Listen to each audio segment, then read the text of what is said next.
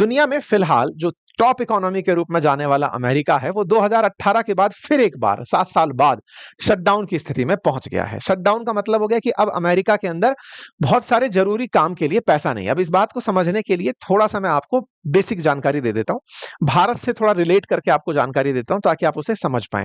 भारत के अंदर financial year हम लोग जानते हैं कि 1 अप्रैल से शुरू होकर 31 मार्च तक जाता है।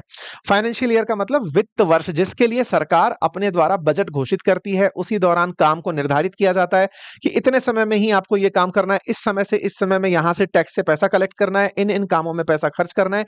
एक्सपेंडिचर का हम प्रॉपर तरीके से वो बनाते हैं, रेवेन्यू का भी हम प्रॉपर तरीके से बजट डिक्लेयर करते हैं। और इस प्रोसेस के लिए फरवरी में भारत के अंदर बजट प्रस्तुत किया जाता है, सदन के अंदर प्रस्तुति होती है, फिर बजट के सत्र के मतलब जो सदन है वो उसे पास करता है। उस पैसे से ही हम लोग अपना कार्यक्रम चलाते हैं। अमेरिका में बजट का जो समय है, या फिर ये कहूं कि जो फाइनेंशियल ईयर है, असल में वो 1 अक्टूबर से शुरू होता है, यानी कि जो बीता हुआ कल है तब से।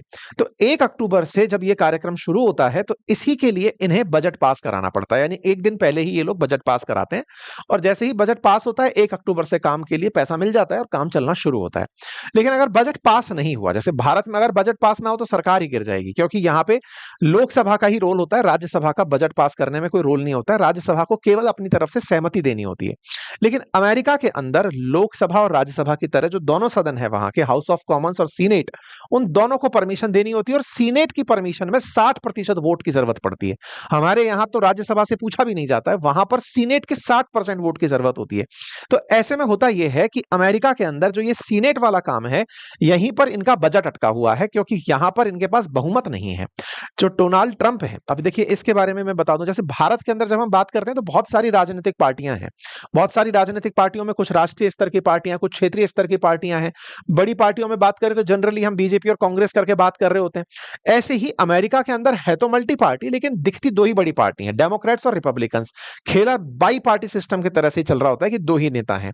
डेमोक्रेट्स के नाम पर बाइडेन को जानते हैं, रिपब्लिकन्स के नाम पर ट्रंप को जानते हैं। ठीक है, भारत के अंदर जिस तरह से बजट आता है और बजट को सदन में पेश होना होता है, लोकसभा से पास होना होता है, उस पर विमर्श होना होता है, उस पर बहस होती है, लेकिन लोकसभा में जिस पार्टी का बहुमत होता है वो बजट पास करा ले जाता है। तो हमारे यहां पर बजट पास कराना जिसकी सरकार है उसके लिए आसान है, लेकिन अगर लोकसभा में भी बजट पास नहीं हो पाया तो समझिए सरकार गिर जाएगी। ठीक है, ऐसे ही अमेरिका के अंदर हाउस ऑफ कॉमन्स और हाउस ऑफ जो सीनेट जो है, उनमें बजट पास जब होने जाता है तो दोनों सदनों से होते हुए जब सीनेट तक पहुंचता है, तो सीनेट के अंदर 100 सदस्य होते हैं। और जो 100 सदस्य हैं उनमें से जो वर्तमान संख्या है वो रिपब्लिकन्स यानी ट्रंप की पार्टी वालों की है, लेकिन वो 53 है, यानी बहुमत से तो ज्यादा है, 50 से तो ज्यादा है, लेकिन बजट पास कराने के लिए यह नंबर 60 होना चाहिए। अर्थात इन्हें यह बिल पास कराना है अगर, तो इन्हें डेमोक्रेट्स यानी बाइडेन की पार्टी के लोगों को साथ लेना पड़ेगा। तो इनके पास में जो 53 संख्या आपको यहां दिख रही है, इन्हें 2 निर्दलीयों का भी साथ मिल चुका है, तो यह नंबर तो 55 पहुंच गया, प्लस 5 इन्हें और चाहिए थे, वो 5 इन्हें नहीं मिल पाए, तो उस 5 के चलते इनका पूरा पूरा खेल बिगड़ा हुआ है। ठीक है साहब, तो यहां पर मंगलवार के दिन देर रात बिल पर जब वोटिंग हुई तो इन्हें केवल 55 वोट मिले और पास कराने के लिए 60 वोट चाहिए थे, जिसके चलते मामला इनका बिगड़ गया। यहां पर ये वोटिंग के समय इस तरह से यस और नो बोलकर वोटिंग होती है, और सीनेट के अंदर वोटिंग के बाद ही बजट पास किया जाता है। तो आप यहां देख सकते हैं यस में 55 वोट थे, नो में 45 थे। अर्थात इस तरह से कहा जाए कि यह बिल पास हो सकता था यदि बाइडेन वाली पार्टी के यानी कि अपोजिशन वाली पार्टी के डेमोक्रेट्स जो हैं, अगर वो वोट पक्ष में दे देते। कितने लोग पक्ष में दे देते? केवल 5 ही निकल कर आ जाते और वो पक्ष में वोट देते तो ये बिल पास हो जाता। तो अब बताइए, इस तरह बिल पास ना होने पर बाइडेन ट्रंप क्या चिल्लाएंगे? ट्रंप चिल्लाएंगे देखो मैं तो पास कराना चाहता था, इन लोगों ने पास नहीं किया। तो जनता को क्या बताया जाएगा कि देखो अपोजिशन बजट पास ही नहीं होने दे रहा है। जब बजट ही पास नहीं हो रहा है तो ऐसे में अब आपके दिमाग में सवाल बनेगा, तो क्या यहां पर सरकार गिर जाती है? नहीं।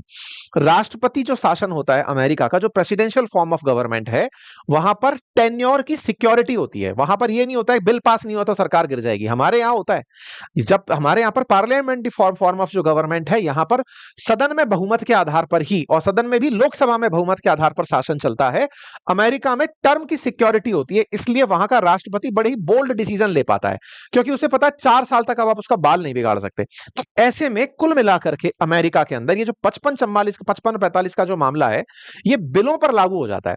तो बिल पर लागू हुआ तो ट्रंप खुल करके अब अपोजिशन को खींच रहे हैं। देखिए, इनके चलते हमारे काम अटक गए, इनके चलते पैसा नहीं मिल रहा, सरकार मेरी है लेकिन ये लोग बिल पास नहीं होने दे रहे। अब आपके दिमाग में सवाल बनेगा कि यार ऐसा बाइडेन के लोग क्रूर क्यों हो गए, ट्रंप मतलब जो डेमोक्रेट्स हैं ऐसा क्यों सोच रहे हैं कि बिल पास नहीं होने दिया जाए, ठीक है। तो कुल मिलाकर के सरकारी विभागों को जब पैसा नहीं मिलेगा तो यहां पर यह होता है कि जो गैर जरूरी सेवाएं हैं, जैसे असेंशियल सर्विस में सेना, स्वास्थ्य, शिक्षा, ये तो चलती रहेंगी, एयर ट्रैफिक ये चलता रहेगा, लेकिन जो गैर जरूरी जिस तरह से पार्क का मैनेजमेंट है, आर्कियोलॉजी डिपार्टमेंट है, बहुत सारे और सरकारी कर्मचारी हैं, उन सबको छुट्टी पर भेज दिया जाता है, उनकी तनख्वाह या उनके काम के लिए पैसा मिलना बंद हो जाता है, ठीक है। बहुत सारे ऑफिसेज बंद हो जाते हैं। ऐसे में अमेरिका का बहुत बड़ा काम जिसमें कि लाखों की संख्या में एम्प्लॉयड हैं लोग, वो बंद हो जाते हैं, जैसे defence department, veteran, homeland justice, agriculture, treasury, health, human, interior, transportation, social security, commerce, इनमें से कुछ विभाग चलते रहेंगे, काफी सारे विभाग इनके अंदर से बंद हो जाते हैं। बंद से मतलब उनके पास काम करने का पैसा नहीं है। ऐसा नहीं है कि ये इतने गरीब हैं कि हैंड टू माउथ है, रोज पैसा कमाएंगे, नहीं। इनको कहा जा रहा है कि अब चूंकि अमेरिका में शटडाउन है, आपके काम को हम कंसीडर ही नहीं कर रहे, तो इससे बेहतर है कि आप छुट्टी पर चले जाओ। तो कर्मचारियों को या तो घर बिठा के तनख्वाह दी जाती है या फिर उनको काम से निकालने तक की नौबत आ जाती है कि निकाल ही दो फिर इससे अच्छा तो, क्योंकि साहब पैसा ही नहीं है, हम क्या करें। जनरली जिसकी सत्ता होती है वो अपोजिशन पर यह दबाव डालने के लिए कि देखो इनके चलते इतने लोग नौकरी पर निकाल दिए, तो जिसकी नौकरी छूटेगी वो तो असल में सरकार की जगह अपोजिशन को दोष ठहराएगा कि इसके चलते मेरी नौकरी गई है। बस ये यहां पर मतलब प्रॉपर वाली पॉलिटिक्स चल रही है, और इस पॉलिटिक्स के अंदर कुल मिलाकर के तमाम प्रकार के विभागों के अंदर छुट्टी वुट्टी हो गई है। यहां पर यह संख्या हजारों में आपको दिख रही है, कौन से काम इनके रुक जाएंगे। यहां पर दिखा रहे हैं social security, veteran service, flood insurance, housing, disaster relief, small businesses, ये सब यहां पर रुक जाएंगे। इस तरह की जानकारी यहां पर लेटर के माध्यम से निकल कर आती है। अब यहां पर एक और बात, जैसे हमारे यहाँ पर आप रणधीर जायसवाल साहब को प्रवक्ता के रूप में सुनते हैं देश के अंदर विदेशी मामलों के अंदर, ऐसे इनके व्हाइट हाउस की प्रवक्ता के रूप में आपने इन्हें देखा होगा कैरोलिना को कई बार। अब ये खड़े होकर के अपोजिशन पार्टी को कोसने लग रही हैं, और इनका कहना है कि देखिए हम लोगों का बिल पास नहीं हुआ, इसके पीछे हमारे का डेमोक्रेट्स ने क्यों रोका, ये समझाने के लिए निकल कर बाहर आती हैं और कहती हैं कि देखिए इसलिए रोका गया क्योंकि जो बाइडेन की पार्टी के लोग हैं वो चाहते हैं कि जो इलीगल एलियंस आ रखे हैं, यानी कि इमिग्रेंट्स आ रखे हैं अमेरिका में, उन्हें भी सोशल सिक्योरिटी मिले, उन्हें भी हेल्थ केयर मिले, उन्हें भी पैसा मिले, उन्हें भी अच्छा अमेरिका में क्या है, स्वास्थ्य सेवाएं, जैसे भारत के अंदर आयुष्मान कार्ड चलता है, राजस्थान में जैसे मुख्यमंत्री आयुष्मान आरोग्य योजना चलती है, पहले चिरंजीवी चलती थी, तो इस तरह से जैसे हमारे यहाँ पर सोशल सिक्योरिटी के नाम पर फ्री स्वास्थ्य है, ऐसे अमेरिका में इसकी बहुत ज्यादा कड़ाई से पालना होती है। मतलब ये माना जाता है कि सरकार आप ज्यादा से ज्यादा टैक्स पे करो, बाकी सब चीजें सरकार पर छोड़ दो, वहां रियल में सरकार आपको लाभ देती हुई दिखती है। वहां पर ऐसा नहीं है कि आप टैक्स भी पे कर रहे हो और नुकसान भी उठा रहे हो, वहां टैक्स पेयर्स को पूरी तरह लाभ मिलता है, इसलिए वहां पे सब लोग बहुत ईमानदारी से टैक्स पे करने में बिलीव करते हैं। ऐसे में अमेरिकी सरकार ये नहीं चाहती है कि उसकी जनता का जो टैक्स है उसका उपयोग इलीगल रूप से अमेरिका में जो प्रवेश कर चुके लोग हैं उन्हें मिले, इसलिए इन्होंने बजट में कटौती कर दी उन स्वास्थ्य सेवाओं के लिए जो कि इलीगल इमिग्रेंट्स को लाभ पहुंचाने वाली थी। ऐसा कहना है ट्रंप की तरफ से, सरकार का कहना है। वहीं अपोजिशन का कहना है कि साहब हम तो आपसे चाहते हैं कि आने वाले समय में स्वास्थ्य सेवाओं को आपको और मजबूत करना पड़ेगा, उस पर बजट बढ़ाना पड़ेगा, लोगों को और ज्यादा कवरेज देनी पड़ेगी। ये प्रोग्रेसिव चीजें हैं, इनमें आपको रिग्रेसिव थॉट नहीं रखनी होगी। स्वास्थ्य तो ऐसा है कि आज तक आप किसी को वेंटिलेटर पर जाने पर पैसा देते थे, बाद में आपको बेड पर होने का पैसा देना पड़ा, बाद में फिर आपको ओपीडी में आने का पैसा देना पड़ा, हो सकता है बाद में आपको केवल चेकअप के लिए भी पैसा देना पड़े। स्वास्थ्य के अंदर प्रोग्रेसिव थॉट अपनाई जाती है, आप कटौती नहीं कर सकते। तो भाई साहब इस तरह से बाइडेन के जो लोग हैं वो डिमांड कर रहे हैं कि हमें फंड चाहिए स्वास्थ्य के लिए, और ट्रंप के जो लोग हैं वो कह रहे हैं कि हम स्वास्थ्य के नाम पर पैसा कम करेंगे क्योंकि तुम लोग असल में फायदा दिलवाना चाहते हो जो इलीगल रूप से अमेरिका में एंट्री कर गए। बस इस बात को लेकर के इनके बीच में रस्साकसी चल रही है, और ये तब से चल रही है, मतलब जब से ट्रंप ने वो वन बिग ब्यूटीफुल बिल के बारे में बात की थी ना, तब से। तो अमेरिका के अंदर फिलहाल माहौल ये है कि अब ट्रंप कहना चाहते हैं कि मैं जबरदस्ती के खर्चे को रोकना चाहता हूं, इलीगल लोग जो घुस गए हैं उनको निकालना चाहता हूं, उन्हें लाभ नहीं देना चाहता। क्या इस बात को लेकर के इनके बीच बातचीत नहीं हुई? हुई। ट्रंप और बाइडेन पार्टी के नेता आपस में मिले, लेकिन सहमति नहीं बनी, क्योंकि ओबामा केयर नाम से अमेरिका में एक स्वास्थ्य बीमा चलती है। तो Obama health care subsidy program में बहुत सा पैसा और बहुत सारा होलिस्टिक कवरेज है, मतलब इवन इतना तक कवरेज है कि अगर कोई अवैध प्रवासी आ गया, अब वो अमेरिकी जेलों में है, तो जेलों में भी उसे हेल्थ केयर फैसिलिटी कैसे दी जाए, इतना तक वहां पर डिबेट चलता है। अमेरिका अपने आप को इस तरह दिखाता आया है। लेकिन ट्रंप के काल में यह है कि जो इलीगल रूप से आ चुका है वो तो अवैध है ही ना, तो उसको तो पनिशमेंट मिलना चाहिए, उसे हेल्थ बेनिफिट क्यों मिले, उसे उठाकर उसके देश भेजो और अपनों का पैसा अपनों पर खर्च करो। बस इस थॉट के साथ में ट्रंप चले आ रहे हैं। तो इस बात को ये दोनों अब अपने पार्टी की तरफ से देश को समझाने लग रहे हैं। जनता किसके साथ होगी ये तो खैर आने वाला चुनाव बताएगा, लेकिन हाँ, इस समय सत्ता पक्ष के जितने भी बड़े चेहरे हैं वो आकर मीडिया को समझाने लग रहे हैं, देश को समझाने लग रहे हैं कि देखो साहब चल क्या रहा है, ये लोग शटडाउन करवा दिए, बिल पास नहीं करवाए, ना पास करवाने के पीछे इनकी मंतव्य स्पष्ट है। ये चाहते ही ये है कि कुल मिलाकर के अमेरिका अवैध प्रवासियों का गढ़ बन जाए और हम ऐसा नहीं होने देंगे। ठीक है, तो कुल मिलाकर के इन्होंने व्हाइट हाउस की वेबसाइट पूरी रंग रखी है। फ्री हेल्थ केयर के नाम पर झगड़ा चल रहा है कि हम लोग तो चाहते हैं लेकिन ये लोग नहीं चाहते। अब सवाल ये है कि साहब ये क्या पहली बार हुआ है? नहीं नहीं, होता रहता है, और ट्रंप है और ये काम ना हो।